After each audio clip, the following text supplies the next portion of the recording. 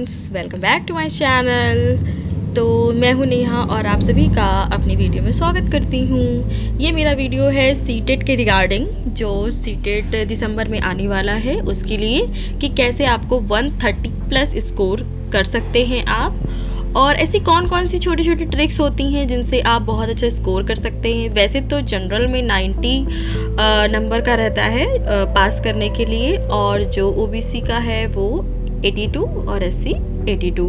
तो अगर आप इतने भी नंबर ले आते हैं तो आप इसमें क्वालिफाइड माने जाते हैं, क्योंकि ये एक क्वालिफाइंग एग्ज़ाम है। तो इसमें बहुत ज़्यादा स्कोर की ज़रूरत नहीं है, लेकिन अगर आप अच्छे नंबर से पास करते हैं तो बहुत ही अच्छी बात है। तो इसके कुछ ट्रिक्स हैं जिनको अगर आप फॉलो करते हैं तो आप बहुत अच्छा स्कोर कर सकते हैं। पेपर 1 और पेपर 2 जो लोग डीएलएड कर रहे हैं या बीटीसी जो कर रहे हैं उनके लिए है, और पेपर 2 ओनली फॉर बीएड के लिए, ठीक है। तो इसकी जो टर्म एंड कंडीशंस होती हैं, अगर आप उनको फॉलो करके पढ़ते हैं तो आप अच्छा स्कोर कर सकते हैं। जैसे कि पहला पॉइंट अगर मैं बात करूं तो सब्जेक्ट चुनते वक्त सही विषय को चुनें। होता क्या है कि हमें 2 ऑप्शंस मिलते हैं चूज़ करने के लिए। पहला होता है इंग्लिश और दूसरी होती है संस्कृत, जो लैंग्वेज होती है। सबसे ज़्यादा गलती हम यही करते हैं कि हम लैंग्वेज कौन सी चूज़ करें जिसमें हमें अच्छा स्कोर कर सकें। क्योंकि हमें अगर लैंग्वेज, जैसे हम मान लीजिए इंग्लिश लेते हैं, हमारी इंग्लिश अच्छी है तो अच्छी बात है, लेकिन अगर इंग्लिश अच्छी नहीं है तो आप उसमें थोड़ा सा ना आपको प्रॉब्लम हो सकती है। तो अच्छा, संस्कृत लेते हैं तो उसमें हिंदी और संस्कृत दोनों में कुछ, जैसे पैडागोजी जब आप करेंगे तो दोनों में आपको सिमिलर चीज़ें देखने को मिलेंगी। तो उनके अकॉर्डिंग आप उसको चुन के, सही जो सब्जेक्ट होता है उसको आप चुन के करेंगे तो बहुत ही ज़्यादा बेटर रहता है। क्योंकि मैंने भी संस्कृत लिया था तो मेरा बहुत अच्छा स्कोर रहा उसमें। तो आप भी उसी अकॉर्डिंग करें कि आपका कौन सा अच्छा सब्जेक्ट है, ठीक है, उससे करेंगे तो आपको उसमें अच्छा स्कोर मिल पाएगा। दूसरी बात है, आप कंटेंट और पैडागोजी क्लियर रखें। पैडागोजी सारे सब्जेक्ट की सेम ही होती है, किसी की अलग नहीं होती है। अगर आप पैडागोजी एक बार में आप अपना कॉन्सेप्ट माइंड में क्लियर करते हैं तो पैडागोजी बहुत इजी है, बहुत ही अच्छे से आप उसमें स्कोर कर सकते हैं। 15 मार्क्स की होती है। तो आप पैडागोजी को अच्छे से पढ़ें। सारे सब्जेक्ट की एक ही है, इंग्लिश की, हिंदी की, सीडीपी की, मैथ की, और कंटेंट सबका अलग अलग है। तो 15 नंबर का कंटेंट रहेगा, ठीक है। तो आपको कंटेंट में, जैसे कि मैथ्स है उसको आप पढ़ लीजिए कि क्या क्या आता है, सीडीपी में कौन कौन से कॉन्सेप्ट हैं आप उनको क्लियर कर लीजिए। तो पैडागोजी में कम मेहनत रहेगी, लेकिन एक बार पढ़ेंगे तो सारे सब्जेक्ट क्लियर हो जाएंगे, और कंटेंट में आपको 15 मार्क्स का ये देखने को मिलेगा। तो ये 2 जो चीज़ें थी बहुत ही बेसिक चीज़ें हैं, इनसे आप नंबर अच्छा स्कोर कर सकते हैं, क्योंकि 30 अगर आउट ऑफ 25 या 24 लाते हैं तो बेस्ट रहता है। तीसरी होती है मैराथन क्लासेस को ज़रूर पढ़ें। अगर आप अभी से तैयारी करना स्टार्ट करते हैं तो बहुत ही बेटर है। अगर मान लीजिए 1 घंटा भी आप डेली निकाल लेंगे, कि मैराथन जो रहती है वो 8-8 घंटे की रहती है, 9-9 घंटे की रहती है, तो आप एक दिन में नहीं कवर कर सकते हैं। तो आप एक सब्जेक्ट ले लीजिए कि हाँ इसकी मैराथन हम देखते हैं, तो आप 1 घंटे पढ़ लीजिए, फिर दूसरे दिन 2 घंटे, 3 घंटे, इस तरह से आप पढ़ेंगे ना तो बिल्कुल वेस्ट नहीं जाएगा, वो आपके काम ही आने वाला है। तो आप अभी से करते रहिए। जो पुरानी मैराथन ऑनलाइन ऑलरेडी पड़ी हुई है यूट्यूब पे, सचिन सर की भी है, बहुत अच्छे वो पढ़ाते हैं, आप उनकी देख सकते हैं मैराथन। बहुत ही अच्छा कंटेंट रहता है उनका, और पेपर में आता भी है। तो मैंने तो उन्हीं से पढ़ा था, और लेकिन मैंने कोई बैच नहीं परचेज किया था, मैंने सिर्फ ऑनलाइन ही स्टडी की थी। तो आप चाहो ऑनलाइन, उसमें मैराथन जो पिछली अभी जुलाई में पेपर हुआ था उसकी सारी वीडियोस अपलोडेड है, आप वो एक एक करके पढ़िए। चौथा पॉइंट है कि पेपर 1 में गणित के कॉन्सेप्ट को क्लियर कर लीजिए अभी से। होता क्या है कि आप जब एग्ज़ाम एकदम पास होगा, अगर तब आप कॉन्सेप्ट को लेके चलेंगे तो आप थोड़ा सा आपको दिक्कत हो सकती है। तो मैथ होती है, प्रैक्टिस बेस होती है, आप उसकी प्रैक्टिस अभी से करते रहिए। अगर आप पेपर 1 देने जा रहे हैं, अगर आप डीएलएड और बीटीसी के स्टूडेंट्स हैं तो उनके लिए रहता है। तो पेपर 1 में आप मैथ को बिल्कुल क्लियर कीजिए, और जिन लोगों का पेपर 2 है और उन लोगों का मैथ और साइंस का जो उनका सब्जेक्ट है, तो वो लोग भी अपना मैथ का अभी से अगर कर लेंगे ना तो बहुत बेटर रहेगा, क्योंकि आपका एक बर्डन कम हो जाएगा। फिर आपको सिर्फ थ्योरी का पार्ट रह जाएगा, बाकी आपको मैथ से रिलेटेड कोई दिक्कत नहीं आएगी, क्योंकि एक 15 नंबर का तो मैथ का कॉन्सेप्ट रहता ही रहता है, जो आपका कंटेंट रहता है, ठीक है। तो आप उसको प्रॉपर वे में अभी से स्टार्ट कर दीजिए, जो भी फॉर्मूले लगते हैं, क्योंकि जो हमारी स्टडी के रहते हैं बीटीसी और डीएलएड वगैरह में, वो थोड़ा अलग रहता है, इसका अलग रहता है, ठीक है। 5th पॉइंट रहेगा पेपर 2 में अगर सोशल साइंस की मैराथन लीजिए और मैथ साइंस है तो उसकी मैराथन से पढ़ें आप।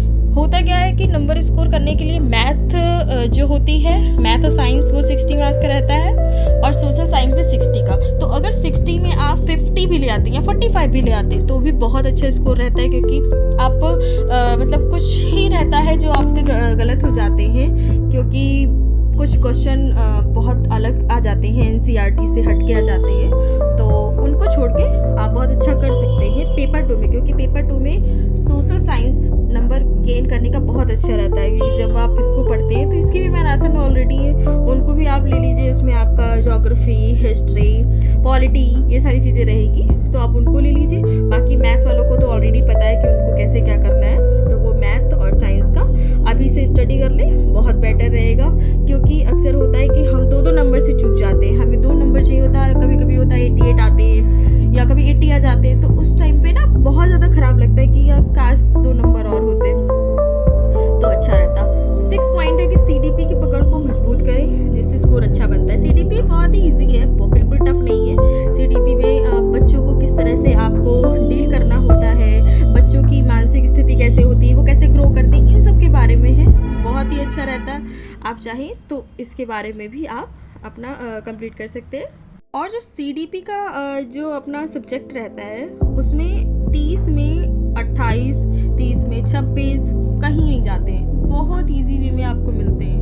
तो इसको तो आप ज़रूर देखें, इसके भी आप मैराथन ले लीजिए। इसके आप छोटे छोटे से जो एक वन लाइनर जो होते हैं उनको आप नोट्स के थ्रू अभी से बना के रख सकते हैं, ताकि जब एग्ज़ाम हो तो आप एक हल्के से देख सकें कि हाँ कौन सी परिभाषा किन्होंने दी है और कैसे कैसे आपको इसमें चीज़ें क्लियर करनी है, वो सारी चीज़ें आपको मिलती हैं। 7वां होगा कि बच्चों के अकॉर्डिंग सोचिए एनसीईआरटी के अनुसार। एनसीईआरटी में साफ दिया गया है कि बच्चों पर बर्डन नहीं डालना है, मतलब उनको बुक ऐसा नहीं है कि रट्टा मारने वाली चीज़ें बिल्कुल नहीं है, आपको उनको करके सीखने की लिए ज़्यादा ही मतलब बोला गया है, प्रोत्साहित किया गया है कि बच्चों को आप उनकी क्षमता के अकॉर्डिंग कि वो सोच के कुछ कर सके ताकि उनके मानसिक विकास अच्छा हो सके। तो इसके आधार पे आप पेपर को लेके चलेंगे, आपका पेपर कभी गलत नहीं होगा, क्योंकि एनसीईआरटी में हमेशा मतलब जो भी रहेगा वो आप बच्चों को प्राथमिकता दी जाती है, टीचर्स को सेकेंडरी रखते हैं, ठीक है। तो उनके अकॉर्डिंग आप सोचिए, आपके सीडीपी के हो या कोई भी मतलब किसी भी सब्जेक्ट का पेडागोजी हो, बिल्कुल भी गलत नहीं होगा। तो एनसीईआरटी का ये साफ नियम है कि हाँ आप बच्चों के अकॉर्डिंग ही क्वेश्चन को सॉल्व करेंगे तो आपके आंसर सही होंगे। क्योंकि होता क्या है कि हम कुछ और लगाते हैं और आंसर सीट कुछ और बन के आ जाती है, तो वो एनसीईआरटी के अकॉर्डिंग ही हमको मानना पड़ेगा।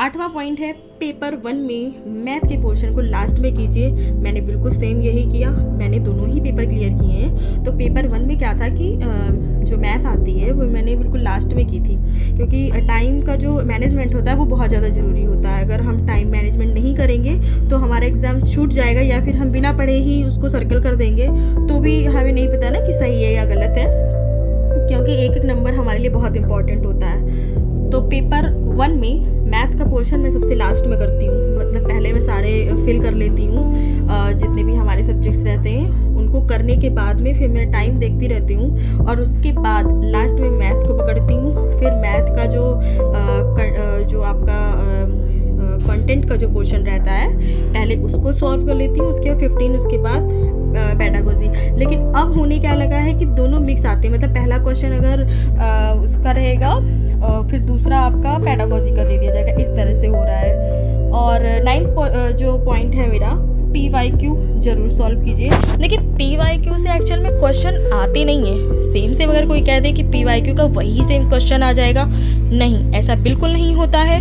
होता क्या है कि PYQ जब आप सॉल्व करते हैं तो आपको सोचने के लिए बहुत ज़्यादा ना एक माइंड पे प्रेशर पड़ता है कि हाँ इसका आंसर ये हो सकता है, पर जब आप अपना ही आंसर चेक करेंगे तो आपको समझ में आता है कि अच्छा इसका आंसर ये भी हो सकता था। तो जो गलती हमारी मेन एग्ज़ाम में होनी होती है वो पहले हो जाती है, तो हमें मौका मिल जाता है, तो हम उस चांस को क्यों गंवाएं। तो होता है कि आप PYQ अगर सॉल्व करते हैं तो वो आप किस तरह से आंसर कर रहे हैं या आपका आंसर क्या होना चाहिए वो आपको सटीक इन्फॉर्मेशन पहले मिल जाती है, ठीक है ना। क्योंकि हमें एक एक नंबर बहुत ही मेहनत से मिलता है और जो 10th मेरा पॉइंट है, जो लास्ट पॉइंट मैंने लिया है कि ऑनलाइन स्टडी कीजिए और रेगुलर पढ़िए। आपको रेगुलर पढ़ाई की ज़रूरत है। अगर आप छोड़ छोड़ के पढ़ रहे हैं या इकट्ठा पढ़ रहे हैं या फिर आपने मतलब टाइम टेबल नहीं बना रखा है तो थोड़ी सी दिक्कत हो सकती है। और मैंने तो ऑनलाइन ही स्टडी की है, मैंने कोई बैच नहीं परचेज़ किया था, ऑनलाइन स्टडी की थी मैंने हर एक सब्जेक्ट की। प्रैक्टिस सेट अगर आप चाहो तो ले लीजिएगा, टेक्स्ट बुक से भी प्रैक्टिस सेट होता है, उसमें काफ़ी मिल जाते हैं तो आप उनको परचेज़ कर सकते हैं। उससे आप सॉल्व करते रहिए। मतलब आपने अगर आज कॉन्सेप्ट पढ़ा है तो इवनिंग में एक प्रैक्टिस सेट लगा लीजिए आप। इससे क्या होगा कि आपको स्कोर आपका खुद का पता लगेगा कि आपने कितना स्कोर किया है, कितना स्कोर आपका बन रहा है। बहुत ही अच्छा रहता है क्योंकि हमें जब हर पोर्शन में अपनी कमियां पता लगती हैं ना तो हम और इम्प्रूव करते हैं कि हाँ हमारा हिंदी में कम हो रहा है, या संस्कृत अगर ली है तो उसमें कम हो रहा है, हमारा कौन सा पोर्शन वीक है। तो हमें इन सब चीज़ों के बारे में टेक्स्ट बुक से ही पता लग जाता है कि हाँ हम जो प्रैक्टिस सेट कर रहे हैं उसमें हमारा क्या स्कोर बन रहा है। तो हमें जब अगर हम तैयारी करेंगे 130 की तब हम कहीं जा कर के 100 पे पहुँचते हैं। तो हमें ये नहीं सोचना है कि हमें सिर्फ 90 लाने हैं, है ना, हमें 130 की या 150 की तैयारी करेंगे तब हम पास कर पाएंगे। तो ये था मेरा छोटा सा वीडियो, आप इसको देखें, इसको फॉलो कीजिए, आप ज़रूर अच्छा स्कोर कर पाएंगे। मेरी वीडियो को देखने के लिए बहुत बहुत धन्यवाद। और कुछ भी आपको जानकारी चाहिए इससे रिलेटेड मुझे आप कमेंट कर सकते हैं और मैं आपको बिल्कुल इन्फॉर्मेशन दूंगी, क्योंकि मैंने खुद पास किया है और अब मैं आगे की सुपर टेट के लिए वेट कर रही हूँ कि कब वैकेंसी आएगी और कब मैं इसकी तैयारी करूँगी। तो बाकी मैं आपको अपने पर्सनल एक्सपीरियंस ज़रूर शेयर करूँगी। तो मेरे चैनल को लाइक कीजिएगा,